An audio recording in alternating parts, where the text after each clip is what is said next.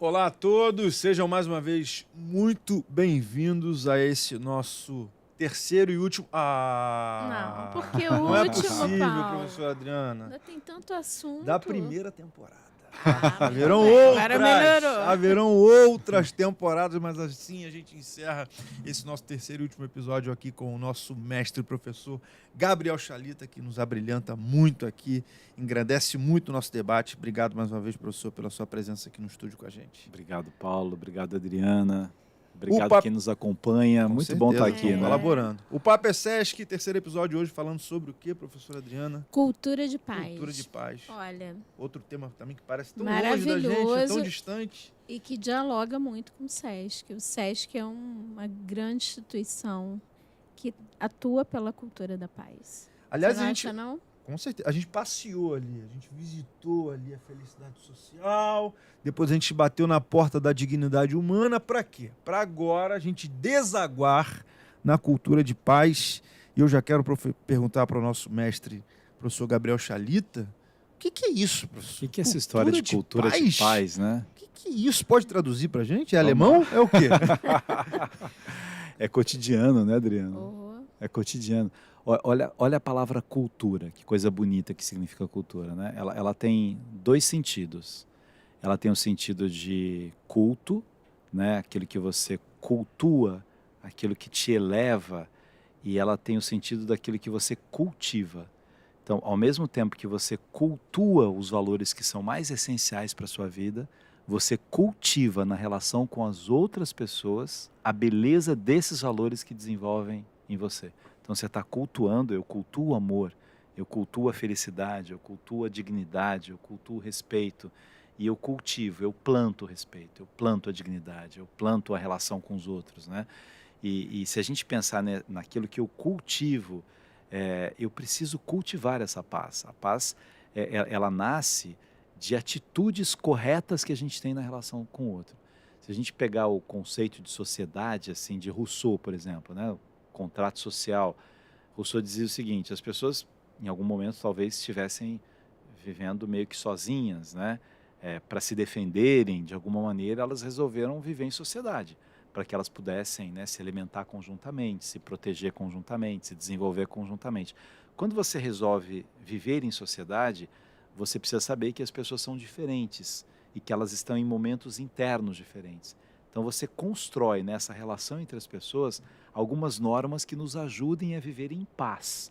Porque as pessoas querem viver em paz. Eu quero paz, eu posso fazer ou não posso fazer? Quando a gente fala de liberdade, por exemplo, você tem uma visão, às vezes, que liberdade é fazer qualquer coisa. Liberdade também daria um belo podcast. Anota, né? A direção, anota aí. Já é o primeiro episódio da segunda temporada sobre liberdade. Sobre liberdade. Liberdade é muito interessante, porque as pessoas dizem, liberdade é fazer o que eu quiser, né? Isso é insensatez, não é liberdade, né? Liberdade é você usar da razão. Liberdade é você passar pelo crivo, né, desse tribunal interno que a gente tem, as decisões que eu vou fazer e aquele que contribuem para essa cultura de paz ou que não contribuem para a cultura de paz. E cultura de paz, Paulo, vem de família, vem de escola, vem... Né, quando as redes sociais começam a combater, né, as fake news, as inverdades, as mentiras. Você diz, olha, isso aqui é uma liberdade, mas é uma liberdade responsável por aquilo que eu faço. É para que eu consiga pensar nessa cultura de paz. O que na minha relação com os outros, né, desde uma comunidade menor, que é uma família, até um pouco maior, que é uma escola, até um país, o que leva as pessoas à raiva, ao ódio, e o que leva as pessoas a perceberem essa beleza de conviver em paz, né? E o que está dentro e que eu espelho fora, né? Como é que eu me alimento, Gabriel, para que a paz possa me tomar, né? Ninguém dá o que não tem, né? Então não adianta, assim, porque muitas vezes aquilo que você está cobrando do outro, as bravezas com o outro, a coisa é seu, né? É uma questão sua. Hoje a gente tem múltiplos caminhos em que as pessoas buscam, né, meditação, leitura, alguns silêncios, alguma maneira de desconexão com realidades muito violentas, agressivas, para que você se acalme internamente também, né? O ser humano, ele tem potencial para tudo. O ser humano é de uma genialidade, né? Impressionante, assim. A gente não tem a velocidade de muitos animais, a gente não tem muitas habilidades que animais têm, né? A gente não voa, a gente não nada né, nos mares, assim. A gente precisa de uma série de coisas, tem muitas fragilidades, por um lado. Por outro lado, a capacidade que mora dentro da gente para construir coisas boas ou ruins, para ir para a guerra ou para a paz. E a guerra, às vezes, é um estado meu comigo mesmo. Eu tô com tantas questões acumuladas dentro de mim mesmo, e essas questões degringolam em agressões a outras pessoas, em expectativas com outras pessoas. A pessoa está ali no restaurante, né, e ela devolve o prato que está horrível, o prato não veio como ela queria, ela agride outras pessoas. É uma guerra dela com ela mesma. E há pessoas que, como não percebem isso, não se cuidam de melhorar, elas destroem relações de amor, relações de afeto, histórias bonitas, porque elas não conseguem ter essa percepção dessa cultura. Agora, como é que eu faço para melhorar isso? Eu preciso pensar um pouco mais, né? Eu preciso ter mais dúvidas que certezas. As pessoas estão muito cheias de certezas, né? Pontificam coisas. Eu tenho que olhar para mim mesmo e saber se não sou eu que estou sendo um incômodo para os outros, se eu não estou sendo um peso para os outros, se eu não virei um perseguidor de outras pessoas, ou se eu não me vitimizo demais, se eu não resolvi ser um salvador, né, tudo eu, a maneira com que eu coloco. Às vezes, né, Adriana, tem gente que fala assim, não, eu sei que eu sou chato, eu sei que eu sou chato. Bem, se você sabe, para de ser. Pelo menos tenta. Primeiro, Eu sei. reconhecer que é. Né? Já reconhece que é. Eu sei que eu não paro de reclamar, eu sei que Guimarães Rosa fala que tristeza viver de lamúrias e queixumes, né? Eu só vivo de tudo tá ruim, né? Se a gente for pensar no contraponto, a guerra destrói as humanidades, destrói as artes. Então vamos pensar no ponto da paz. Como é que a arte influencia? Que caminho que a arte e a educação também, claro, trazem para esse contexto aí da cultura de paz? A nossa amada diretora, socióloga Regina Pinho, ela diz que ninguém que vai a uma orquestra sinfônica, ninguém que vai, né, ouvir aquelas canções deslumbrantes, sai com vontade de bater em alguém. Porque a arte tem um poder desse culto. Transformador, né? Transformador, dessa elevação, né? A gente teve um Vila Lobos que queria, Brasil afora, colocar canto orfeônico nas escolas, né? A gente teve uma Bidu Sayão. Isso é tão interessante, está falando de arte, né? Eu sou um defensor da beleza e da riqueza cultural do Carnaval do Rio de Janeiro. Mas eu sempre conheci a história da Bidu Sayão, que foi uma das maiores cantoras de ópera da história do Brasil. E ninguém conhecia a Bidu Sayão. Eles ficaram conhecendo a Bidu Sayão quando ela desfilou na quando a Beija-Flor contou a história da Bidu Sayão, né? Eu acho tão legal quando você tem, né, um elemento cultural tão forte como o Carnaval e você é capaz de contar a história de alguém e levar para a avenida essa história de alguém. Aliás, a Bethânia disse que uma das maiores emoções da vida dela foi quando a Mangueira a homenageou. Esses elementos, e isso, Adriana, está no belo da criatividade humana, da sensibilidade humana. Você fala assim, como é que uma escola leva para a avenida isso? A maravilha que é isso, né?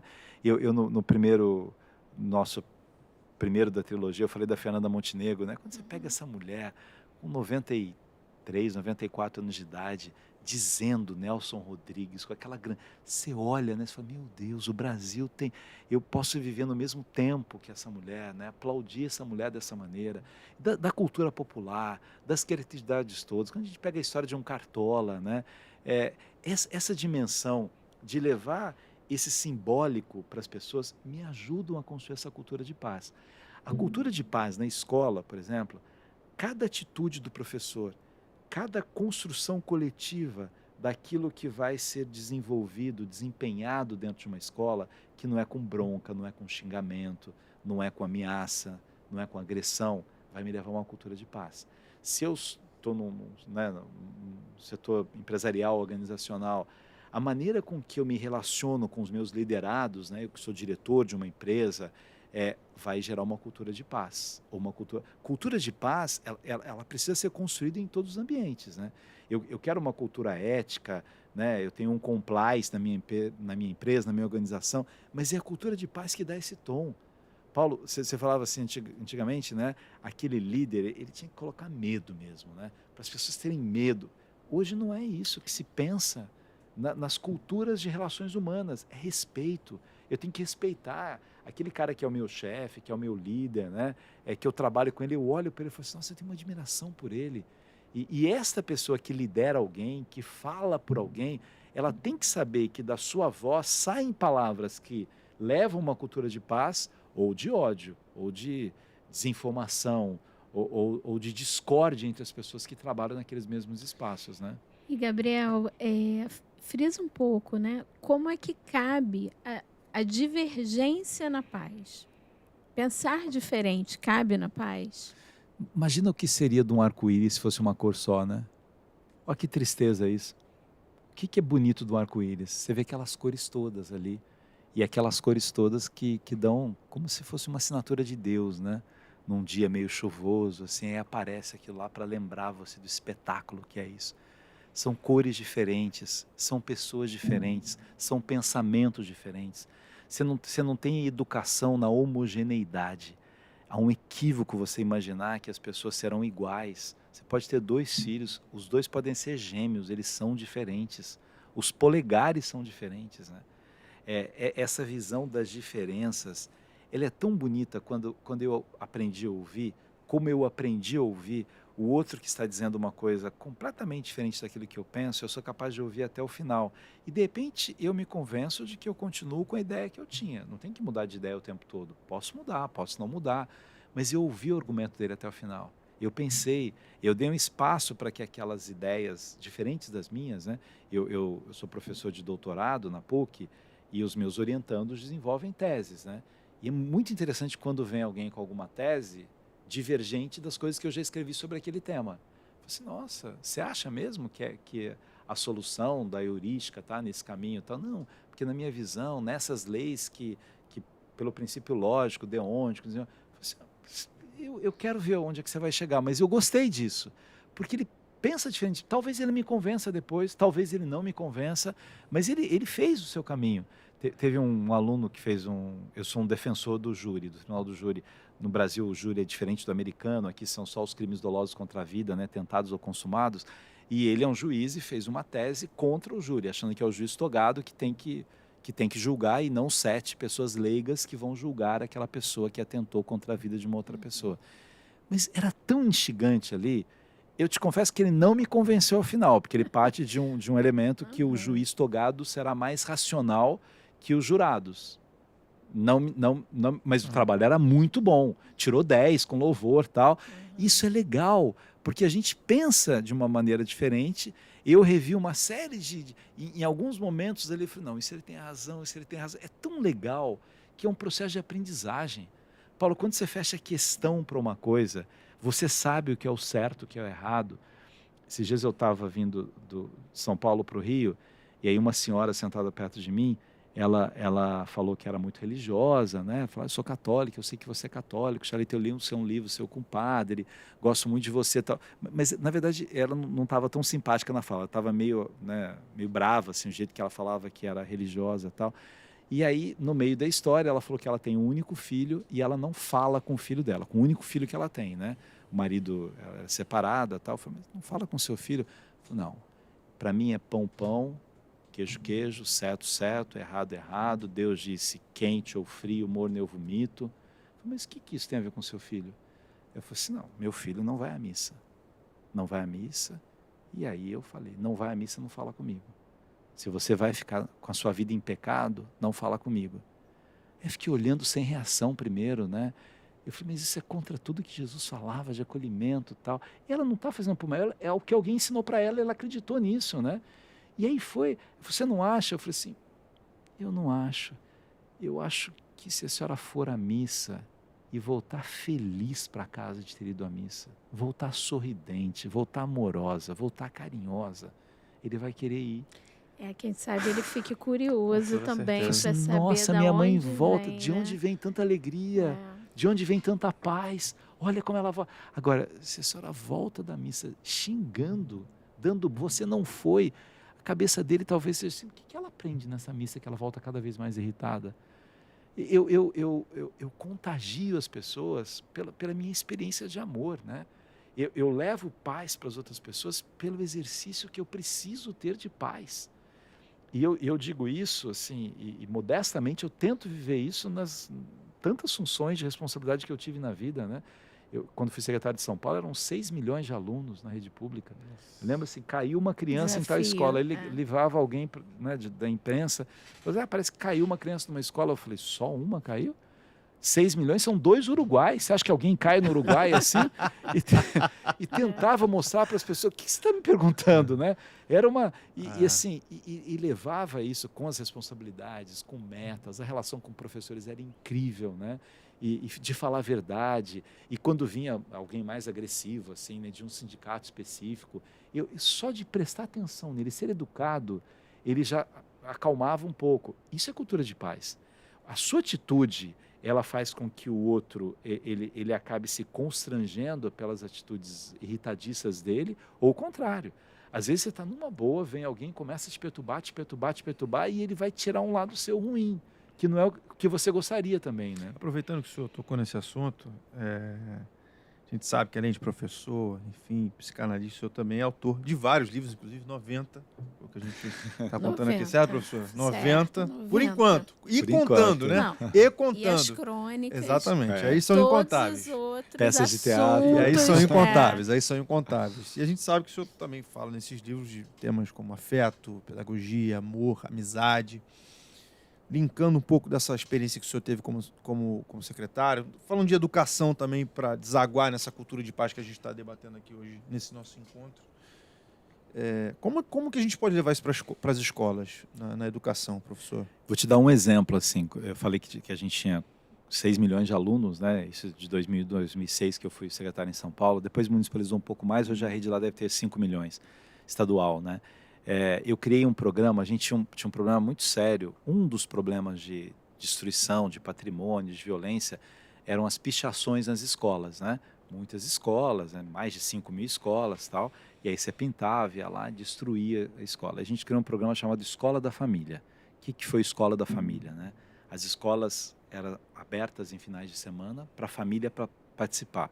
E aí havia alguns elementos centrais daquilo que aconteceria nas escolas, né? Então tinha que ter alguma coisa ligada à saúde, alguma coisa ligada à geração de renda, esporte e cultura dentro das escolas. E cada escola escolhia o que ela teria para oferecer. Então tinha spa urbano na escola, tinha aulas de desfile para misses de terceira idade, tinha todas as práticas esportivas, coral e tal. E uma das atividades era a escolha de como seria a parte externa da escola.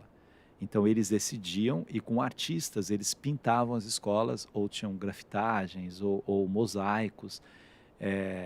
Um ano depois do programa, a gente quase zerou a destruição das escolas de São Paulo. Não tinha mais escola pichada em São Paulo. Então veja, você tem caminhos aí, né, numa política pública. A primeira coisa que falavam quando veio a escola pichada era o seguinte: coloque câmera em todas as escolas, veja o pichador e prende o pichador. É um caminho de se fazer. Ação punitiva de uma cara. Ação punitiva direta para isso, né? Eu falei assim, não, tem que ter alguma coisa melhor. Se eles perceberem, a escola é minha, para que eu vou destruir o que é meu? Eu destruo o que não é meu. É difícil a pessoa pichar a própria casa. Se a escola for a minha escola, tal, por que eu vou fazer isso com ela? Então, você resolve um problema a partir de uma visão de uma cultura de paz, de uma construção de uma cultura de paz. Né, o governador, que era o Alckmin na época, ganhou um prêmio da ONU com esse programa Escola da Família. Ele foi, porque aí tinha um programa mais complexo, a gente dava bolsa de estudo para jovens carentes, que eles estudaram na escola pública, então eles iam para a universidade privada, e aí eles ganhavam essa bolsa para trabalhar na escola em final de semana. Então assim, você, Paulo, estudou numa escola pública, agora você está voltando para essa escola pública para ajudar a sua escola pública a ser melhor, para ter vínculo com essa escola. Isso é território, né, Gabriel? É pertencimento e é a oportunidade de reconhecer que todos têm um lugar nessa cultura de paz. Exatamente. Ela é construída, ela precisa da participação de todo mundo. Eu acho que a gente lá no primeiro bate-papo, né, Paulo, a gente falou que a felicidade é uma decisão. E pelo que eu estou percebendo, entendendo, né, aqui também na cultura de paz, né? É uma decisão. E aí eu vou puxar um pouco aqui para o SESC, porque o SESC tem a decisão de desenvolver programas que integrem e que reforcem, né, fortaleçam essa cultura de paz. O SESC nasceu com a proposta de uma cultura de paz, né? De uma paz social, de uma construção, de um compromisso, né? No momento que o mundo estava horrorizado com guerra. E olha a tristeza que é você pensar no que é uma guerra, né?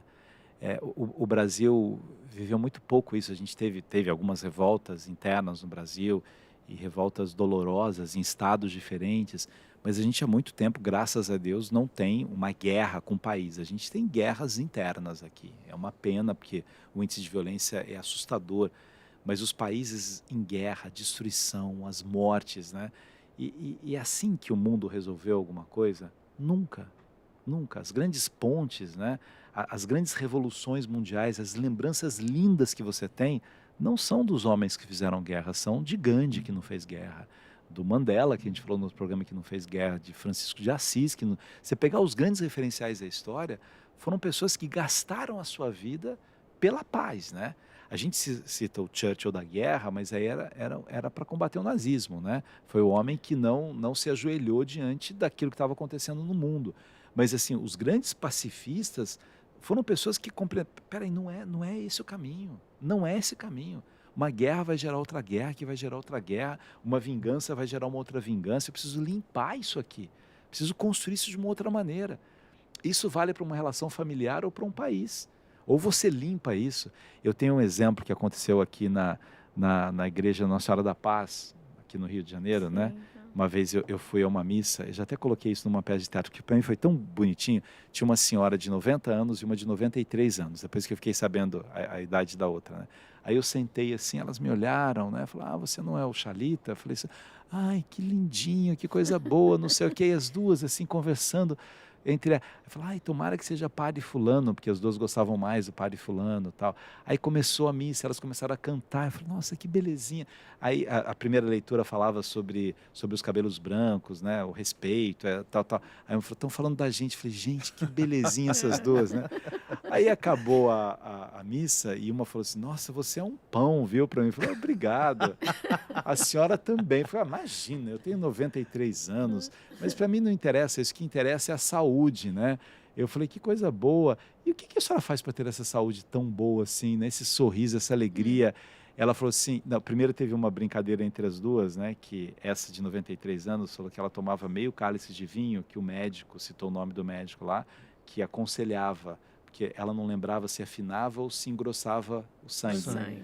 E aí a outra, né, falou assim, não, você toma o vinho inteiro, você não toma meio. Ele mandou tomar meio. Aí eu falei assim, não precisa contar tudo para médico, né? E essa outra não gostava que soubesse a idade dela. E a outra contou uma graça, né?